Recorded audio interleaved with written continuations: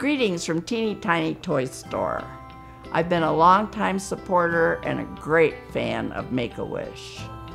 As a grandma to a wish child, I've witnessed the impact and hope it brings to the child and to their family.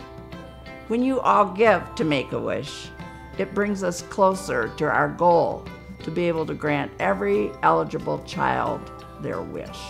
Teeny Tiny Toy Store is the match for this event, and we're donating $40,000, and that's a lot of little toys. No donation is too small. We even have a piggy bank for your change. The bottom line is love, and it's wonderful to see love in action. Your donations will grant wishes to Michigan children, and it's people like you that make these wishes come true.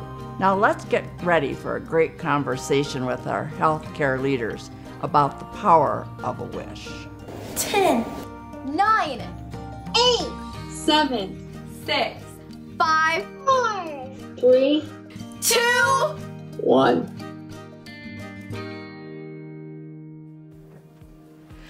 Thank you so much for joining us for a conversation with local and national healthcare leaders about the medical impact of a wish. We're delighted to share this important conversation with you on World Wish Day, a day where we celebrate Chris Gracious and his wish to be a police officer, which inspired the founding of Make-A-Wish. As we begin our program, I'd like to express our gratitude to our presenting sponsor, Trinity Health, for their tremendous support. And a very special thank you to tonight's match sponsor, Teeny Tiny Toy Store. Ethy Hayworth is an incredible example of being a force for good in the community, and we're so grateful for her continued support and love for our wish children. I also want to thank our Hope sponsors, Advanced Radiology Services, Eileen DeVries Family Foundation, the Jander Noah Foundation, and Macy's. Wishes would not be possible without our great corporate friends, generous family foundations, and incredible community supporters. A Prescription for Hope allows us to see the Make-A-Wish mission through a unique and important lens, and we are grateful to the moderator of tonight's program, Dr. Jim Fauner, our Make-A-Wish Michigan Chapter Medical Advisor.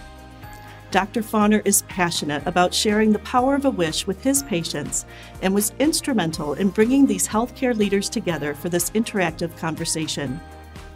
All of the heroic medical partners joining us this evening have witnessed firsthand the life-changing impact of a wish, and I'm excited for the opportunity to hear their stories and insights.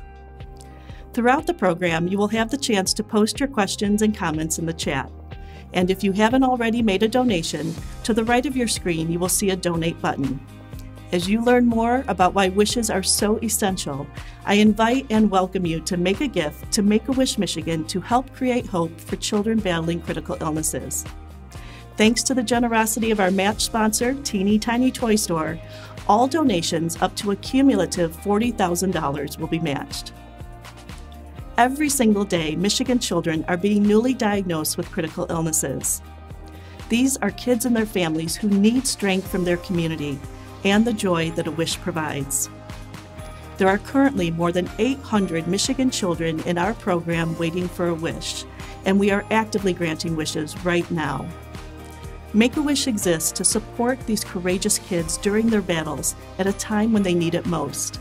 We all know that hope is essential, and your gift creates this hope and changes the lives of children in your local community. Thank you so much for your support and for joining A Prescription for Hope. Now, I'd like to share with you one of my very favorite Make-A-Wish videos that highlights the impact of a wish from a medical perspective and features several of the healthcare leaders who have joined us for our program. Let's take a look.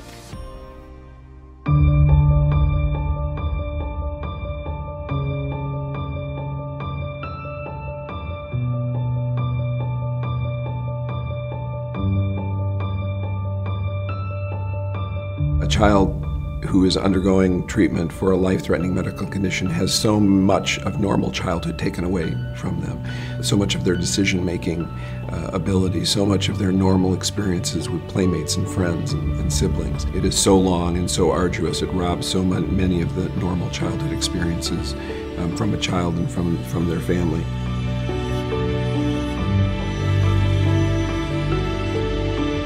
As a physician, as a clinician, there is much that we can do. Sometimes we do everything we can do. Sometimes we do too much. You run into a family that is out of control with their life.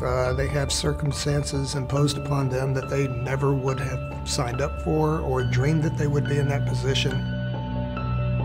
In rare disease, sometimes I can't give a family a diagnosis. Sometimes I have no treatment even if I get the diagnosis, and I almost never have a cure. So what can I offer this family that I can't offer much to? There are medications that we can provide, there are treatments that we can administer, and yet there are pieces missing from that can only be filled by the impact of a WISH experience. A WISH is something that we as a community have said we're going to offer and show our support for a family that doesn't feel very supported sometimes by the medical community. And I think a WISH is a really meaningful way that we connect with families that medicine doesn't have much else to offer to them. I think for a lot of families it provides anything from respite, sometimes in the middle of care, sometimes it provides a reward at the end of treatment, sometimes it provides an oasis or an island where they can seek sort of normality. A WISH gives me the chance to give the family something from all of us as a community. It comes from the medical community, it comes from the whole population saying, your child's not forgotten.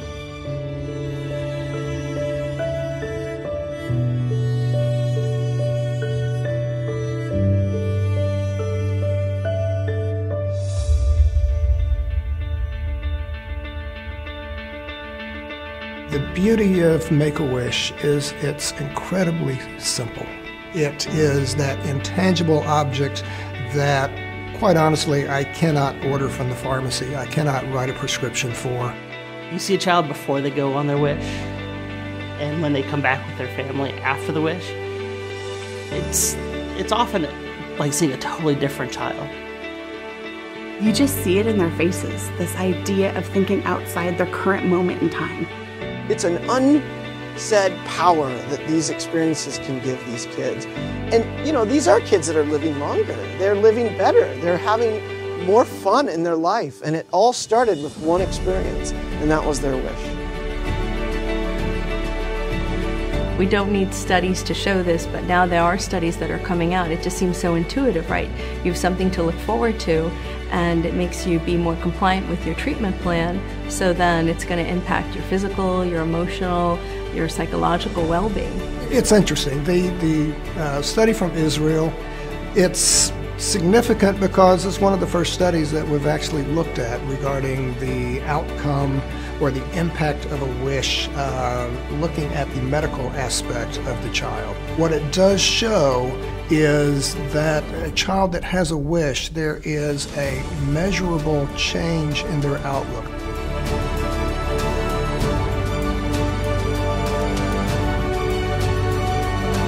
I think, personally, being involved with Make-A-Wish has made me a better physician and has made me think more critically about what I can do outside of just the medicine and just the surgeries and just the procedures to improve the quality of life of our patients and their families.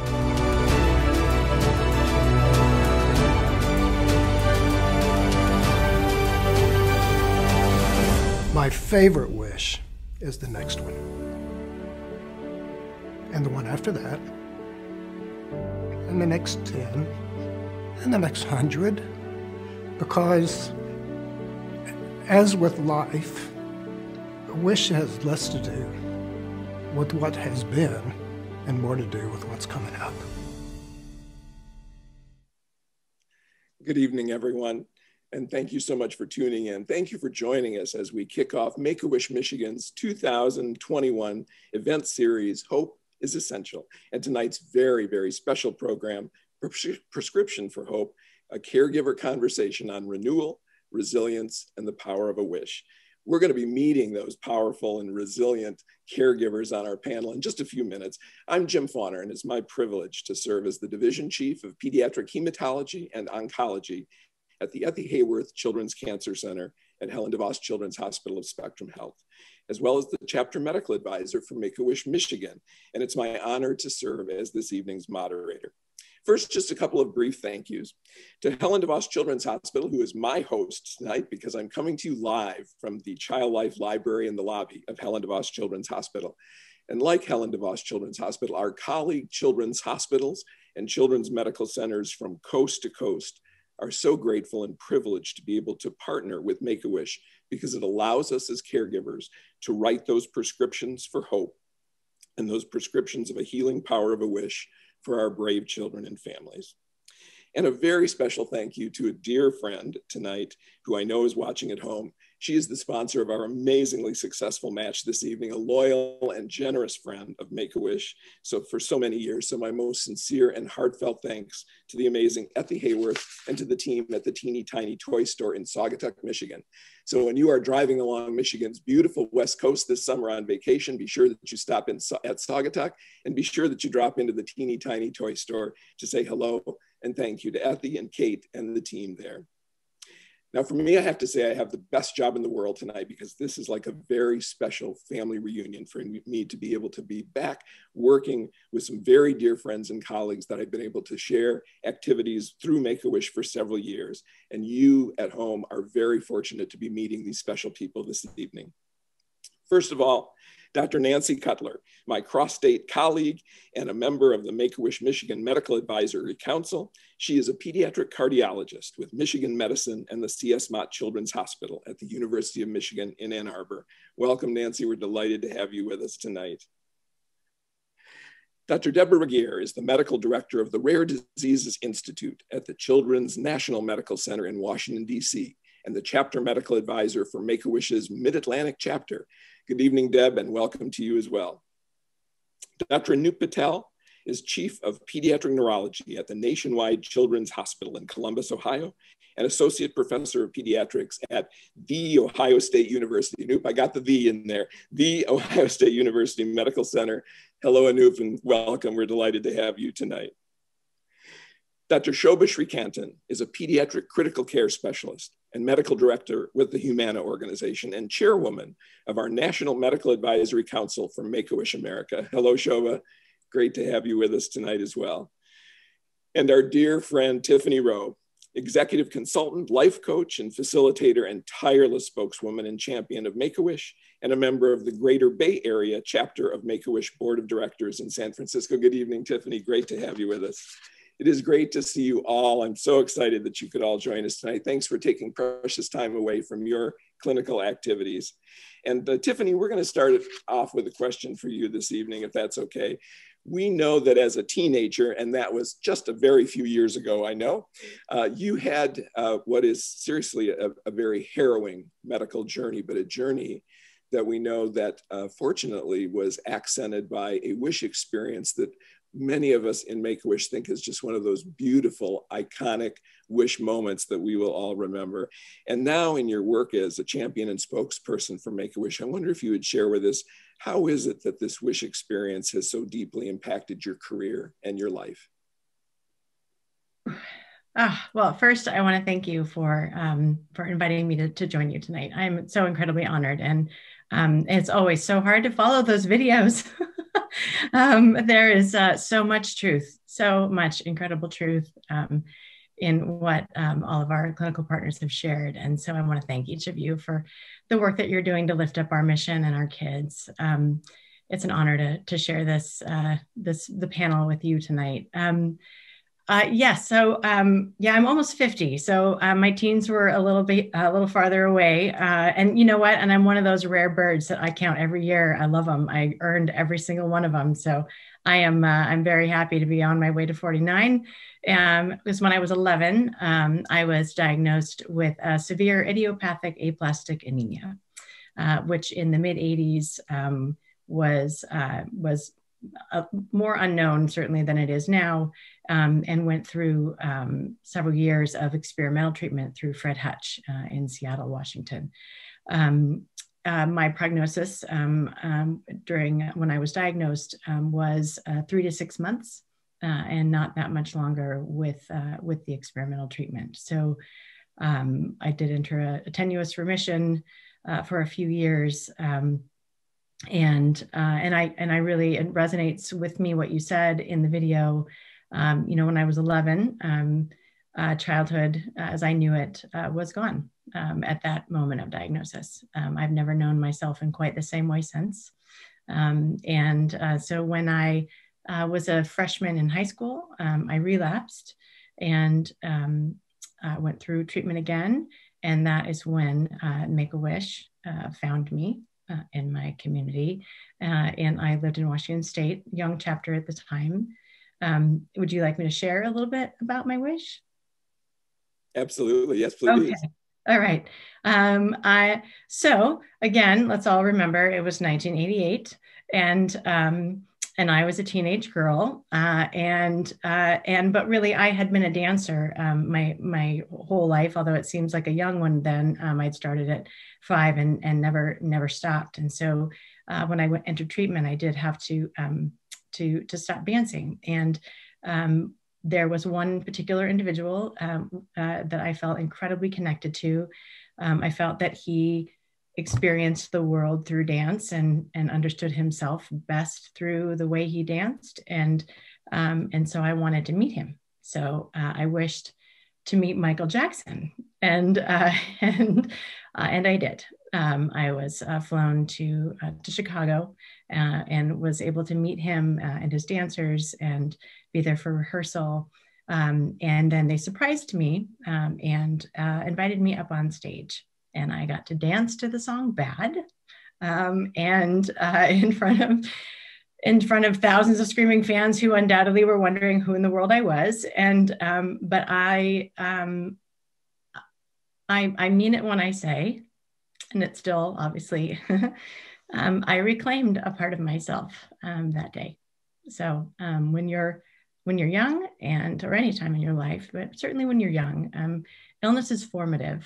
It starts to create who you become. And that has been, in my case, an incredible blessing in a lot of ways. I'm very proud of where I am. And I live a life that I really love. But I hadn't known myself as a well person in a long time. And standing on that stage, I was just 15. I was just a 15-year-old girl dancing with Michael Jackson.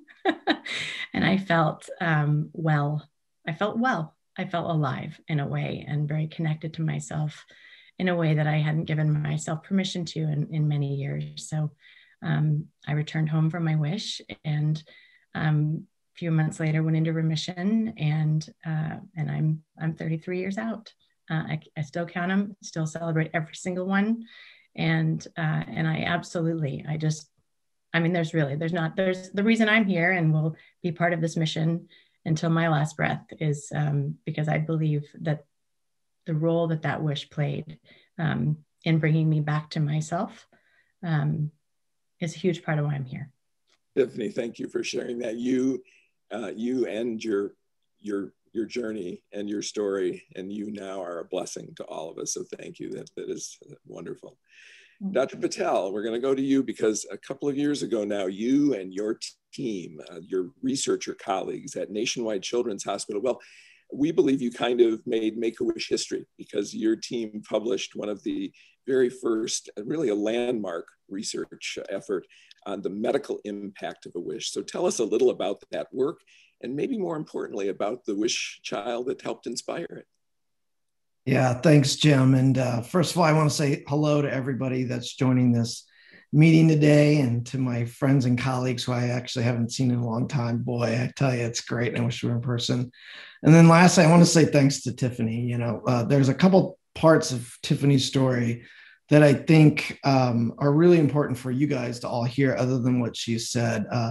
Tiffany's an inspiration to everybody. And Tiffany really actually set the stage for what I'm about to talk about as far as our research. But then Tiffany actually wrote an editorial on the article that we published. And I actually wasn't aware of it initially. And when I was researching, what has been done since we published our work, I saw what she wrote and it brought me to tears. And I still probably don't want to talk about it too much because I will bring about to tears because it was amazing. But, back when we first started getting involved with the Make-A-Wish organization at our institution at Nationwide Children's in Columbus, Ohio, I didn't really know much about Make-A-Wish or wishes and the organization itself. And somebody had come to talk to us about, eligible kids, what the Wish organization does, how you can refer a child for the Make-A-Wish program. And I remember like it was yesterday, I turned to my social worker and I said, those are our kids. We need to do this. So we did, and we started. And again, it was early on. I didn't really understand what impact it could have, as many of you may not know. But then now I got to live it. So we had this young boy who now is a young man, and he was a teenager, just like Tiffany was. And he was struggling. He had lots of seizures. For those that don't know me, that's what I do for a living, is take care of kids who have really bad seizures and can't be controlled with medicines often. So, I recognize that, my treatments aren't going to work. They're not going to normally, allow somebody to be seizure free or live a normal life. So I looked at the Wish organization, Make-A-Wish, is saying, well, I could help them do something or give them something, and, it'd be nice and it'd be fun. Boy, was I mistaken, because what it really allowed us to do is open up the door to their healthcare and really make an impact beyond what I actually imagined. So this boy went out to with his family out to the West Coast. He actually went to California, and he did this really great trip out there. He got to meet some players in the NBA that he was really fond of, and then got to have this Universal Studio experience. And when he came back, I sent him with lots of seizures because I did not want to make changes to his medicines. I said, well, I don't want to make him having side effects and he can't enjoy his trip. So even though he was having like 50 seizures a day, I sent him out there to California. And then he came back, and I really wanted to see him right away because I knew I was going to have to make adjustments, or I thought, to his seizure meds.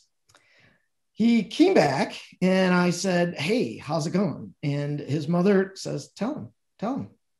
And this is a very true story. His mom, or the young man, says to me, he's like, Dr. Patel, I haven't had a seizure since I left for California. And I couldn't believe it. I was shocked, and I still am, because there was very little probability that was going to occur. 1 to 3% chance if you really look at it. And those are actual statistics. And he came back seizure free and had a trip of the lifetime.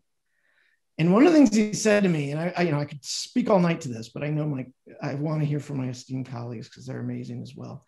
But the one thing, before I get into some of the details of our study, was he said that the best thing about that wish was that he could be a big brother again. He had 3 other siblings, and they had to give up a lot for his illness and his parents' sacrifices. And that meant the world to him, that he could give something back to them. It didn't actually matter about him. It was about them. And that really stuck with me. And so then we started to see this being replicated a few times over with some of our other patients. And I said, well, maybe there's something here. And I do a lot of health services research. And I said, well, you know what? I don't know. Let's look at it to see, maybe when you give a wish as a medical intervention, if you want to use it from that terminology, you could have an impact on their overall healthcare utilization, meaning hospitalizations, unplanned emergency department visits, costs of healthcare, beyond the things that we talk about and love as far as their experiences. And lo and behold, we looked at all the wish kids at our institution over a several year time frame. There was almost 500 of them. And we looked at them and we wanted to compare them to very similar children, with really the big difference being that they did not get a wish for whatever reason that I don't want to get into, because I tear up every time I talk about where those kids are and what if. But what we looked at was, okay, let's look at those as comparison groups doing a research study. And what we found was more than I anticipated. I mean, I would have been just happy if it was, anything there, but it was profound. And like what it comes down to is those kids in the wish group, compared to those that, again, were really similar, but didn't have a wish, were either 2 to 2.5 times more likely to save money on their healthcare costs, not have to use the emergency department 12 months following their wish, not have to be admitted to the hospital unplanned, not spend time where they didn't want to be. And where I look at it is they were 2 to 2.5 times more likely to be where we want them to be. Home with their family, hanging out with their friends, being in school, doing the things that kids should be doing. And that was a full 12 months following their wish experience. And again, compared to those kids who didn't get those wishes, that was how big of an impact that we saw with these wish children and the impact of the wish. So we published it, and we still to this day are amazed. And I will tell you, for those skeptics that are out there, because I know they exist, and I would understand that. I would feel the same way, like it's too good to be true. I'm telling you, we vetted that data. We looked at it 10 different ways. And when my team, who all volunteered their time and they're amazing, came back, said, here's the data. I said, well, do it again, because we can't be wrong here. And we also have to make sure that we are scientifically sound. And so they did. They went back, did it again. They ran all these analyses, and it kept coming up the same way.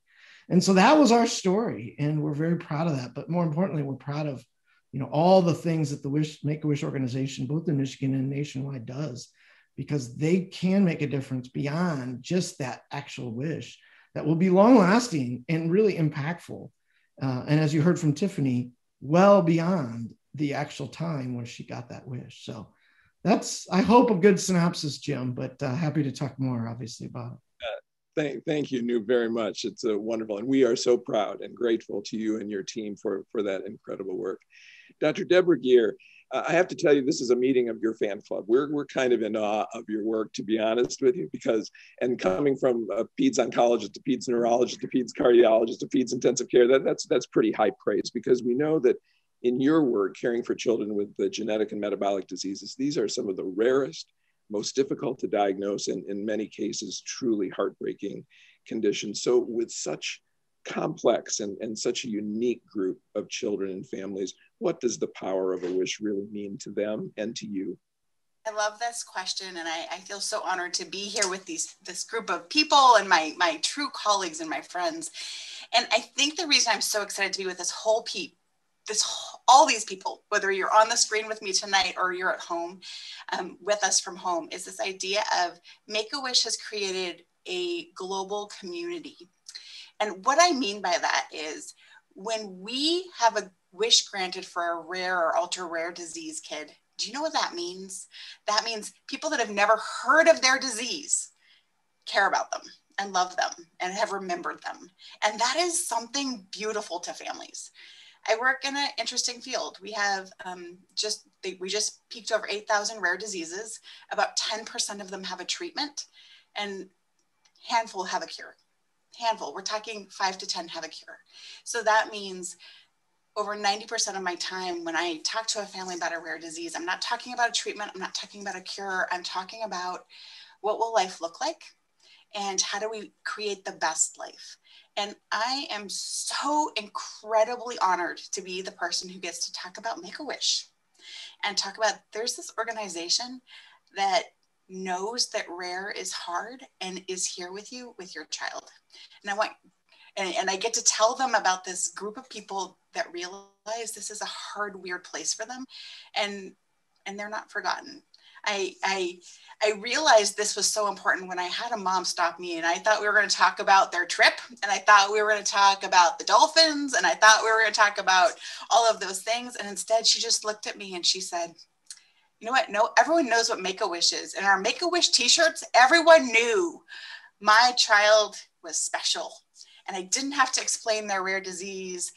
Everyone knew what Make-A-Wish was. It was so nice to be known and understood. And I just want all of you at home and everyone on this screen with me tonight to know you have allowed for this community to be created, where kids with a diagnosis that not a lot of people have heard of, you've heard them and you've loved them, and you've stepped into this gap in their world where you've said, we're going to accept you and love you and be there for you and give you your one true wish. And the wishes are amazing and they're unique, and sometimes they're different wishes than we would expect in rare disease. But there's this beautiful community that Make-A-Wish has built. And I know it's built in Michigan because I've heard about a lot of your wishes. And I saw those wish videos, and I know it's happening in Michigan, across our country, and across the whole Make-A-Wish organization. And that's why I think a lot of people on this call are going to say, I'm a Make-A-Wish person for life, and I volunteer with my box of tissues like everyone else on Make-A-Wish. But we're here for life because this wish, we know it helps outcomes. You know, Anoop just told us it helps outcomes. And I'm here to tell you it helps parents where maybe the outcomes won't be much better, but it makes families and kids and relationships make more sense because they feel appreciated and loved and included. And that's what Make-A-Wish does for me. It's great. Thank you. Thank you, Deb. You are always a treasure. I just moved my Kleenex box out of the view because I had it, as I always do when we have a chance to chat. Thank you. Nancy Culler, you serve along with me. Thank you for your service on the Chapter Medical Advisory Council here in Michigan. And you've also participated, you've gone above and beyond because you're part of our Make-A-Wish bicycle tour to help make wishes come true. Why, as a physician, does the mission of Make-A-Wish speak so to your heart? Well, thank you, Dr. Fahner, for inviting me to be part of this very esteemed panel. I am just in awe and all of that they do for Make-A-Wish. And thank you. You know, in my field, I don't always have the opportunity to give good news to my patients. And as a pediatric cardiologist, I really get to witness firsthand the struggles that my patients and the parents and their siblings go through with their health journey. And that journey in our field frequently does begin at birth and sometimes even during fetal life. So I really have that privilege to be part of these patients from the very beginning. And in pediatric cardiology, there's two main types of approaches to heart conditions: to fix or to palliate. And to palliate is really to try to, you don't fix a problem, but you try to make it, the heart work more normal. So these kids don't have a normal heart, but they try to make do and function what they have. And what they have is a lifelong struggle of medicines, of surgeries, and not being allowed to participate in with their families and friends and cousins, and they have risk. And it's the risk because they have a critical illness. And that's where Make-A-Wish comes in. And over the years, and it's actually been 25 years, I've had the privilege to nominate kids for wishes. And I've gotten all different reactions when I talk to families. Frequently there's tears of thankfulness. And also there's tears that there's fear that they think something's changed in their child and they don't have much time left. But oftentimes it's smiles and gratitude. And I treasure that opportunity of sharing the process with these families, from the referral to going through the decision process of what wish they want granted, to actually making it happen. And the best part, and I get to experience this frequently, the best part is hearing the details and seeing the pictures of what their wish entailed, and watching their faces, watching the kids and the families. And one of the things that Dr. Patel talked about was, and Dr. Regier talked about, was the siblings. It's the siblings of these kids that really do get pushed to the back. And what Make-A-Wish does is push everybody to the front: the parents, the kid with the patient, and their siblings. And it's just wonderful hearing the descriptions of whether it was a trip. And I've had patients that have gone to Disney World, of course, swim with dolphins, swim with pigs. That's actually was a new one when I heard about that one. Trips to California, trips to Hawaii, going up north, and then shopping experience. Years ago, I had a family who their child, he wanted a shopping spree at Toys R Us. Clearly that was a while ago. But computer gaming systems, a dog, a pool, a tree house. They've gone to join sets of their favorite TV shows, practiced, and thrown around with the lions and the tigers, gone to games.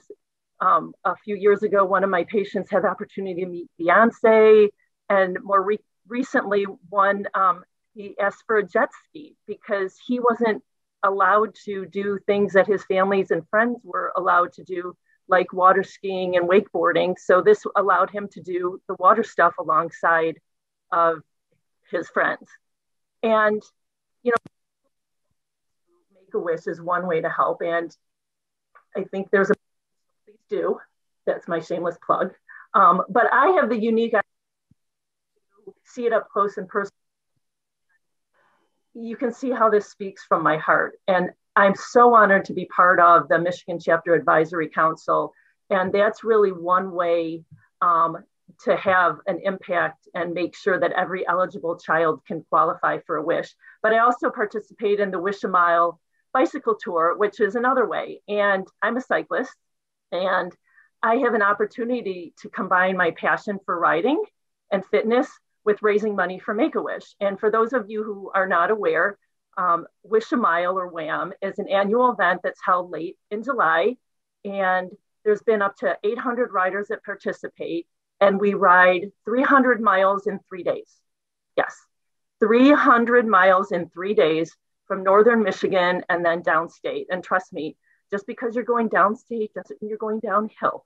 So it is one of the premier fundraising events for Make-A-Wish Michigan. And there's participants from all over the state, from all over the country, and I believe even from Canada. And we ask our friends and families and co-workers to support us, both emotionally and financially, on our ride. And I think the last ride, the money that was raised during that one weekend was enough to fulfill almost 350 wishes, if not more.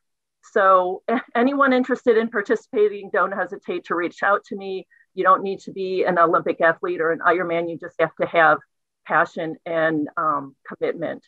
So I've taken Make-A-Wish and really submersed it into my personal life to give back to Make-A-Wish. And so all year round, in so many ways, the mission of Make-A-Wish really digs deep down into my heart. Thank you, Nancy, very much. Just really appreciate that, those perspectives so much. Shobish Recanton, you now lead our Make-A-Wish National Medical Advisory Council, and you have had to help us navigate through the many challenges of a very difficult year because of COVID-19, and we're very grateful to you. Can you update us tonight just a little bit on how the pandemic has impacted wishes and on the wish granting process across the country? Thanks for the question. I also want to echo the sentiments of everybody who's on this panel. It's a pure privilege and honor. I'm quite humbled to have to speak after all of those amazing stories. But that's what we're all about. It's our stories, and we know how much a wish impacts a child.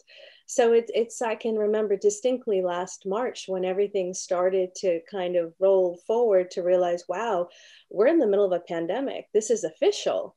You know, at that time, we were planning our Make-A-Wish walk. We're seeing, can we get through it? And as it became announced as a pandemic, we all had to take a step back and says, what does this mean for our organization? And so what I'm most proud about is that, you know, after you're hearing everybody's stories, we just reemerged, meaning we had to rethink, how can we still do our mission and reach these kids where they need to be? Because we all know every day another child is qualifying, another child is being diagnosed with a critical illness. We have so many children who are waiting for their wishes to be realized. So it was just so important to reimagine what that wish could be, right? And Make-A-Wish has always been about the heartfelt wish. But one thing I can tell you about being a pediatric critical care attending is how resilient children are and how resilient their families are. And so we just started having conversations. And when you have those open, trusting, caring, compassionate conversations, you're able to reimagine. And so that's what we've been doing over the past year. And it's so, so important, because when you listen to Tiffany's story, when you listen to Dr. Patel's story, when you listen to Dr. Regier and how she talks about her families, it wasn't an option to stop. we had to reimagine. And we're so lucky with this mission that we were able to, if it was you wanted to meet a celebrity, we were able to do it virtually. And we were able to create other experiences that, maybe one time you met the celebrity, but now you have a video where you met the whole cast. One wish that was just shared with our whole National Medical Advisory Council was someone who wanted to meet the cast of Grey's Anatomy. So they all video conferenced and she got to talk to all of them. And, we got the feedback that that's something that she can look at over and over and over again.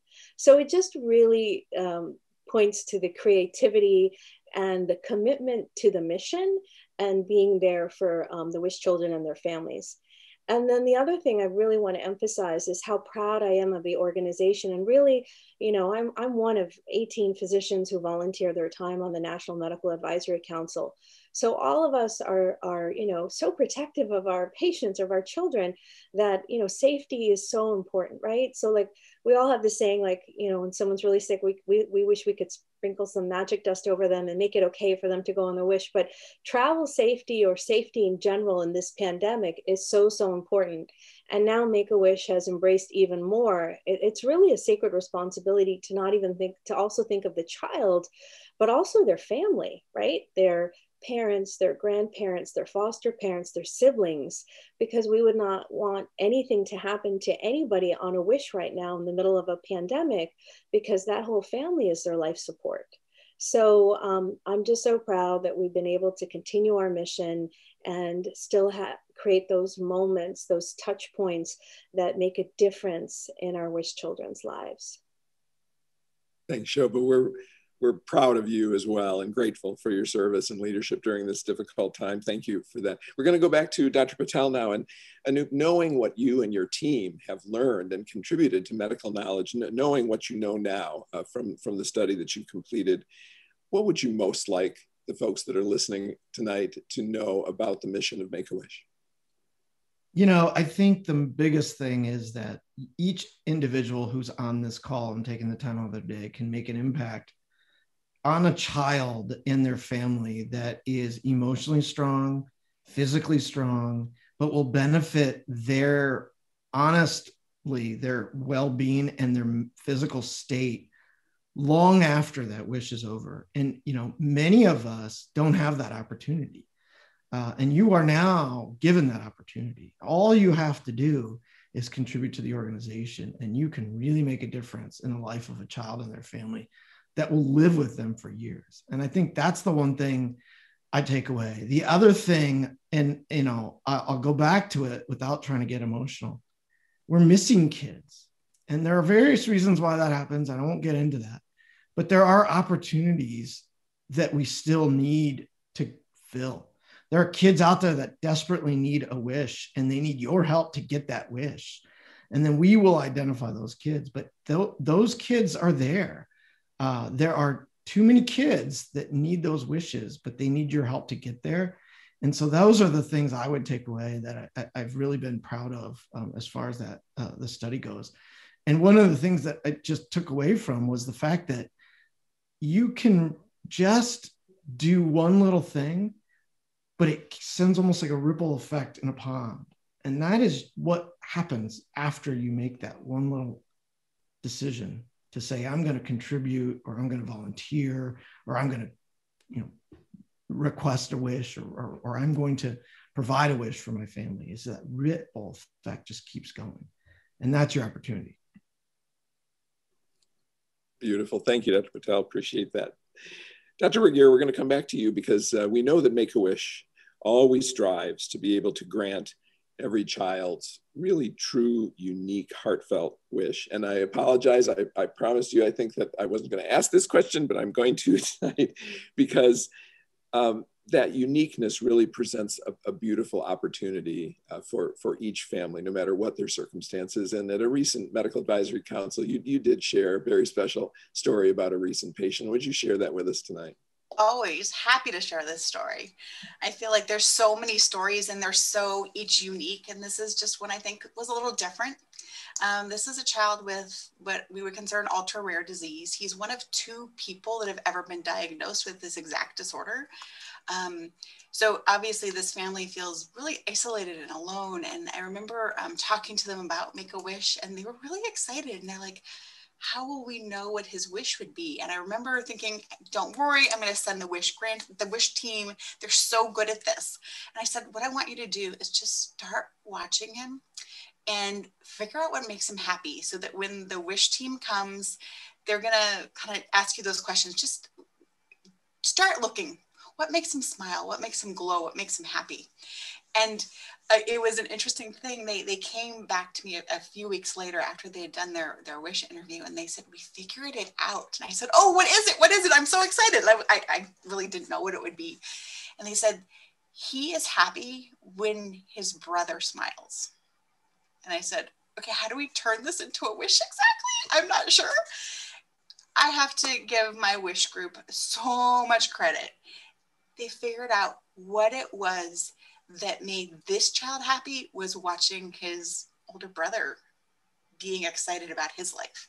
We heard a minute ago about how an older brother wanted to give back to his younger brothers, and this was a chance of a younger brother realizing that his joy came from his happy family and his family being loved and cared about, and seeing their joy.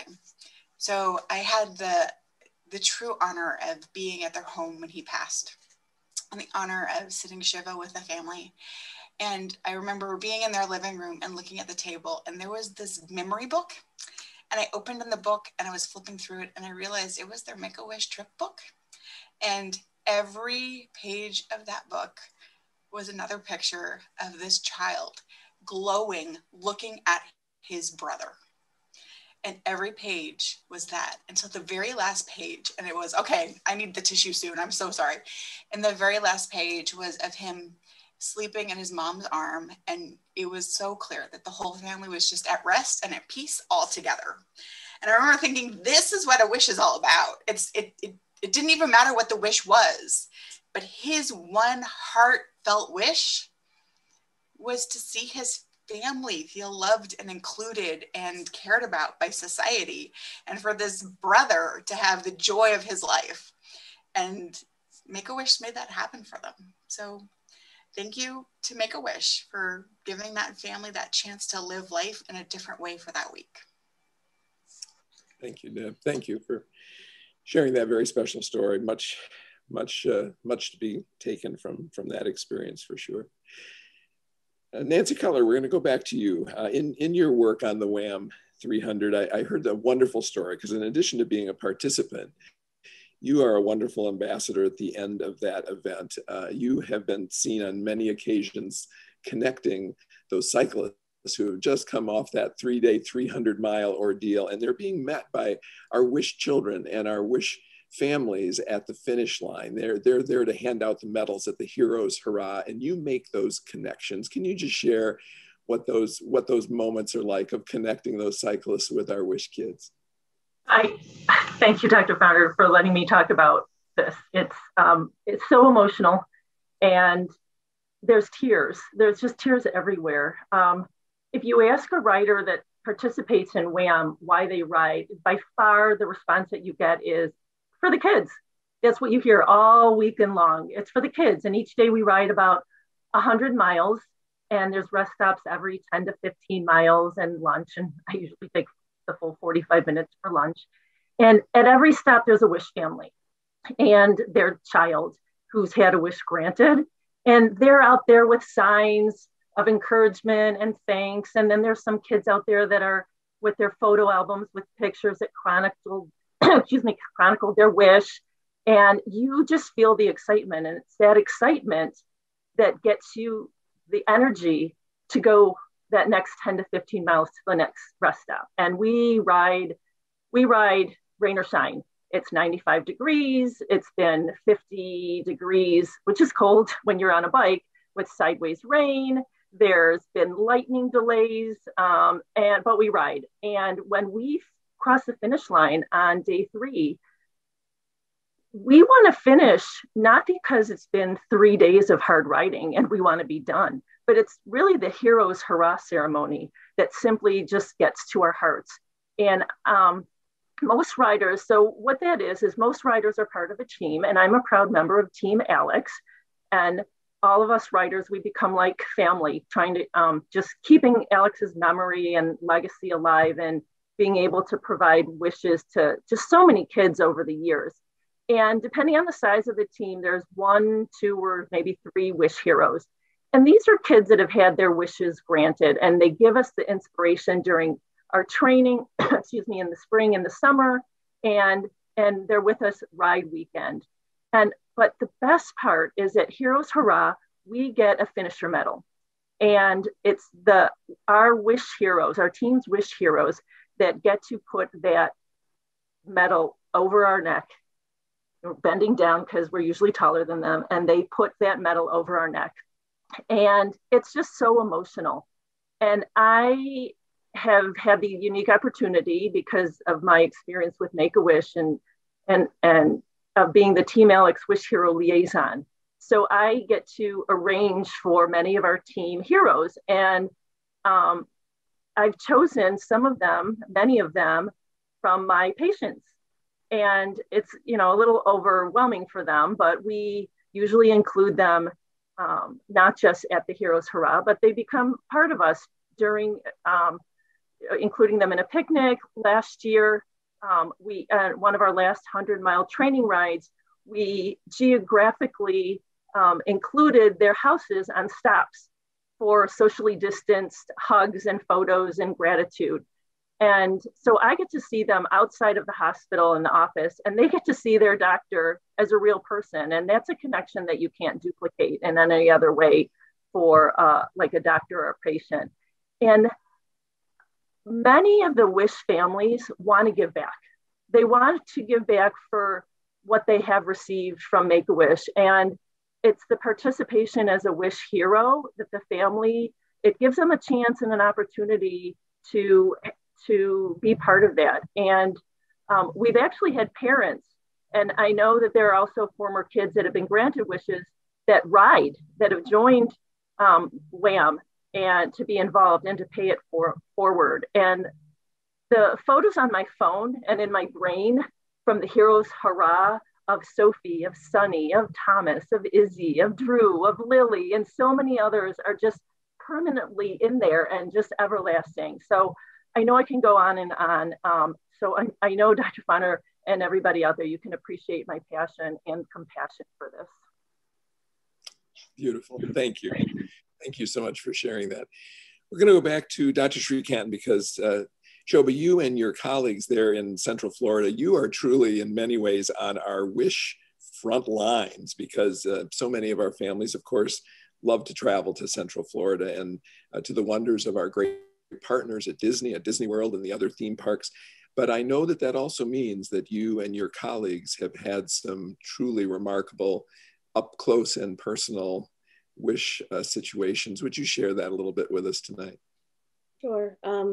So historically, half the wishes that Make-A-Wish America does, those children come through Central Florida because, as Dr. Fauner alluded to, are theme parks or they're about to go on a cruise. And so they do come through Central Florida, and I hope to see them when I'm taking my kids out to the parks. And so my children now recognize the blue shirts and they're always so excited when they see them. Now I'm like, don't point. They're like, Mommy, it's a wish.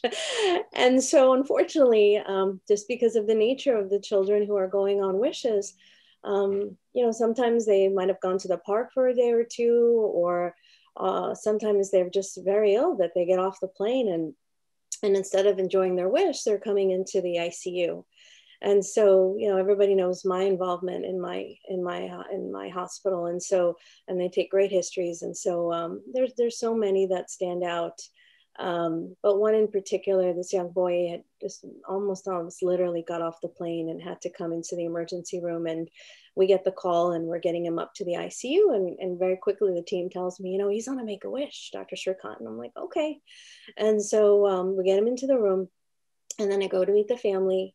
And then I had to tell Dad, I just have one quick question. I'll be back in the room. I'll get the history. We'll go through everything. I think at this point he thought I was a little odd, but I said, I heard you're on a Make-A-Wish, and what was your son's wish exactly? And he was a young boy, and he wanted to go on the Barnstormer roller coaster at Disney. And he's like, and his favorite character who he adores and loves is Mickey Mouse. I said, okay, I'll be back in a moment, sir. And I left the room and, quickly got on my phone and call our child life. And because, when you listen to all the stories tonight, like this for me in the ICU this is a stat prescription for hope. And so I call our child life, and she's phenomenal. And I said, let me know in 15 minutes if they respond and it can happen, because otherwise I have a few other phone numbers to call. And she comes back, I go back in the room to do my job as an ICU doctor, get a history and get him ready to go to the OR, because I knew he needed emergent surgery. And she comes by the door within 10 minutes and says, Mickey's on his way. I don't tell the parents because I need to make sure that Mickey gets there first. And this little boy, he didn't feel well at all. So he's kind of looking at me just totally out of it, blurry-eyed. Mickey arrived. For the first time, I'm seeing kind of the light shine in his eyes. And we put people have been in the hospital, we put a yellow hospital gown on Mickey. And he goes to his side, and this little boy is reaching out to him. And what's so special is, Mickey Mouse stays. He even helps the team kind of push him down to the OR, escorts him to the doors of the operating room. And, why did I make that happen, right? Because, that was his heartfelt wish. And I felt at that moment, like I can give him all the medicine I can. I have, a great team that's helping me take care of him, but you need that hope, right? That's why the family came, because they knew that this was something that would be so important in his journey.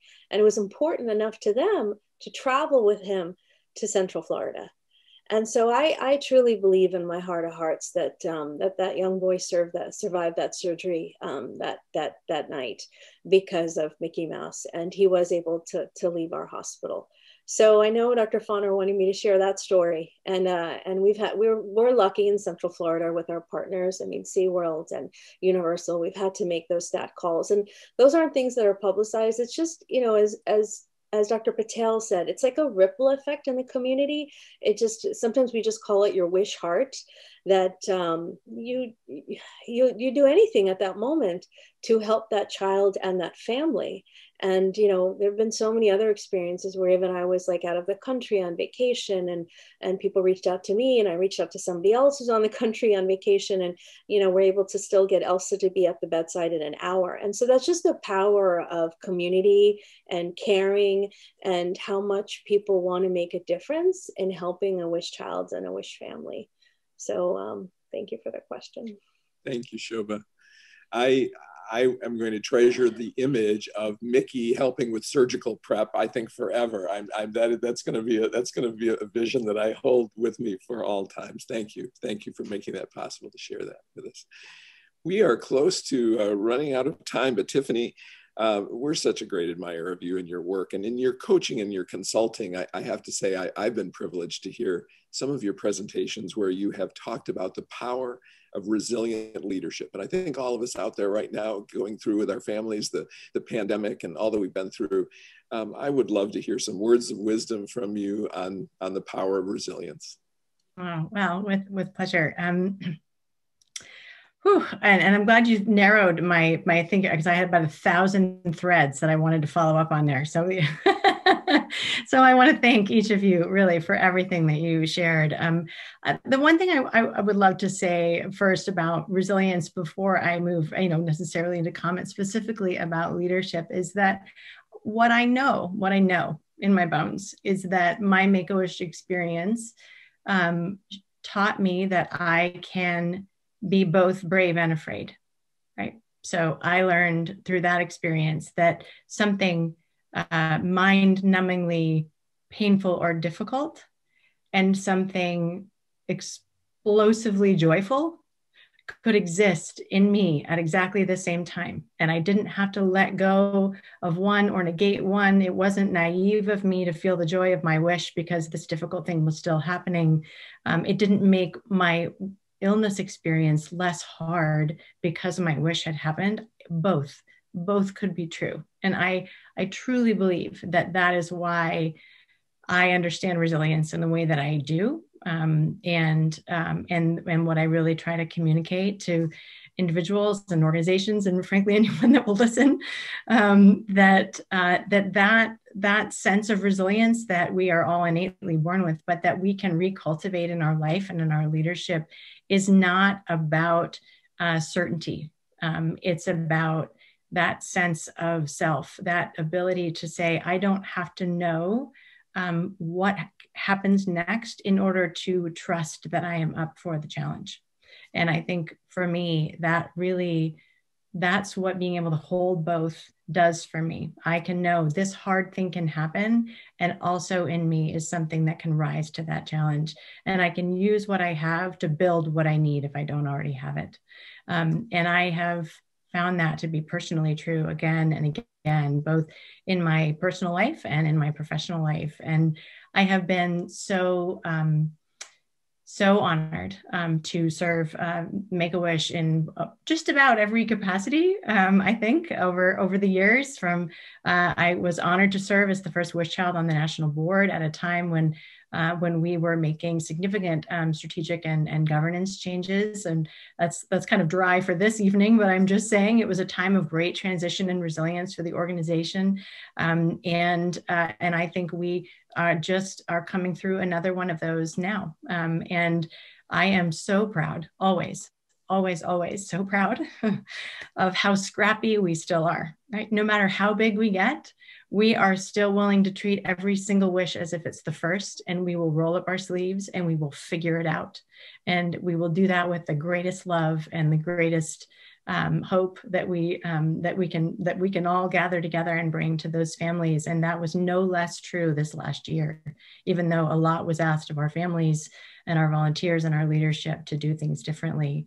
And so I suppose that my what I'd love to stress about resilience, again, the dark and the light. Okay, they're together. They're the same. We cannot deny that things are difficult. In fact, if we deny their difficulty, then we don't fully understand the challenge that we're there to rise to. So they exist the same. You can hold them both, and that's what makes you the most resilient. The second is something that as a mantra that I shared with our folks throughout this last year. It was my honor to do a lot of work with our volunteers and leadership this year at Make-A-Wish to help lift us and continue to do this good work. And this is my mantra, and it is, in this moment, I am doing the best that I can with the resources that I have. And I say that to myself about 1 million times a week. And that is, and that's because I believe it. I believe, and that is what we know our families are doing, our Wish families are doing every day through the course of their treatments. And it's what our Make-A-Wish volunteers are doing. It's what our doctors are doing in the incredible work you're doing to support our families. And I want to say, Dr. Fahner, that right before I met you, I first heard you speak at our first panel of the Medical Advisory Committee at the National Conference. And when I heard you say this, I knew we would be best friends for life. And it also was the most concise way that I now explain the full impact of my wish. And what you said on that panel was that you don't have to cure to heal. And that's it. That's the bottom line. For me, my wish experience healed me. And because it healed that part of me that medicine couldn't reach, it's not designed for that, right? And so because it could heal that part of me, I was able to rise to that particular challenge. And it has been a great honor then to take that experience, that healing and that hope that lives in me because of this incredible mission, and to work to pay it forward. And that's what I've done and will continue to do. And when you do it so beautifully, Tiffany, I can't thank you enough. Every moderator worries about that moment in the evening when they have emotionally lost control of the program. And that's obviously the moment that I'm experiencing right now. But thank you. Thank you for including that. And thank you for always being an inspiration and just such a tireless advocate for this work. And you articulate it in an inspiring way that none of us can. I am going to have to make an executive decision here because we are just after the 8 o'clock hour. So I've decided, and the team can agree or not, I'm just going to invite all of you back again next year. So you're all signed up for a repeat appearance. We're just going to repeat this again. We're going to do chapter 2 because there's too many more wonderful stories and too much more information to share. But I do want to open it back up to the group just very briefly because we did have one question that came in from a couple of our viewers who said, what does it mean to you personally as a medical professional when you hear WISH families talk about the WISH experience? And I think we've all had that as caregivers. I've often told Make-A-Wish volunteers that I wish they could be with us literally in our morning huddles at the Children's Hospital and our team meetings, because it's not unusual at all for one of our nurses or social workers or child life specialists to say, now don't forget when you see Janie today, she's getting ready for their wish and she'll be telling you about which princess, that Disney princess that she wants to meet. Or, you know, you're going to be seeing the photo album from your patient today. They just got back from their wish. It's so much part of the fabric of the work that we do and so therapeutic for us as caregivers as well to be able to share in those experiences. So some of the other caregivers have that same experience when you're in clinic, when you're with your patients and reliving those WISH experiences. Yeah, Jim, it's one of my favorite parts of my day. You know, I mentioned that, you know, I take care of kids who have a 1 to 3% chance of seizure freedom. So, you know, I wake up every day knowing that I'm going to be a colossal failure for my kids and their families. And so for me to be able to give anything back to them, that's about me getting it back as well. You know, Tiffany brought up resilience and how we as medical providers have to also be resilient in that sense. And when we hear these stories and experiences, that's exactly what it gives us. It gives me the energy to keep going. It keeps me moving story after story after story. And yeah, I would love to share again next year with all those stories, because that's, you know, I often feel like we give them something and that's great. And the organization is really who does all the work. But they also give back to us with those books, the pictures, the experiences, the stories. You know, that's what keeps us going day in, day out. So it's a really important aspect of care. That is, I think, probably the perfect exclamation point to a very special evening. I can't thank all of you enough. You know how special you are to me as friends and colleagues. And so this very special favor and this privilege that you extended to our audience here in Michigan tonight just means the world to me. So thank you very much. We are going to be wishing our viewers a wonderful, safe, wonderful evening. And we think it's appropriate to finish the evening off and give our WISH friends the last word of the evening. And so we have a special concluding message from WISH friends Mccoy and Clary. And thank you all for tuning in. We will see you very soon. Thank you so much to our wonderful colleagues on the panel. Thank you all for all you do for Make-A-Wish. And I wish you a good evening. Hi, I'm WISH alum Mccoy. My wish was to attend the NBA All-Star Game in 2019. And my wish gave me hope and meant so much to me and my family. I want to thank the attendees and supporters for being part of this event. Our amazing medical community is such an important part in helping make wishes come true and providing hope to WISH kids part of their medical journey. Thank you. My name is Clary Walker, and my wish was to meet my favorite soccer player. I was able to have 5 incredible days with my family where I got to feel like a kid again. So thank you for helping wishes like mine come true.